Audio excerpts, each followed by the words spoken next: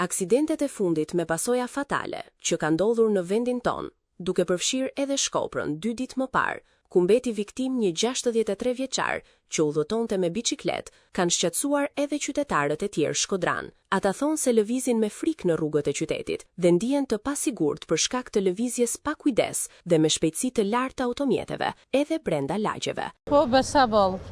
Se s'kana frikë vallaj, kana frikë boll me shku në punë tonë, me kry punë tona. Janë të pas për ditë. Për ditë pa kohën për ditë. Dje i shakat jenë perësh. Ashtu, pat aksident të dhajnë. Mundohna me ecë mirë, po rrugë bicikleta mundohna me ecë, po pak kujtësi është. Edhe vlejme pak kujtësi është. Se ku si rrugën dhe në pavën. Ka herë, po shemor, unë me kalun vizat barë dhe vjene 500 orë, po që me i bona.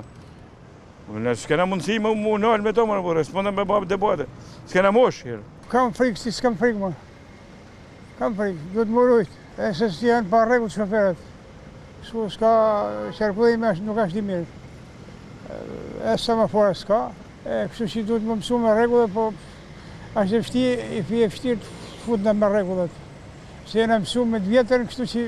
Problemi më i madh dhe më shqetësues mbetet lëvizja e automjeteve me shpejtësi brenda zonave të banuara në qytetin e Shkodrës.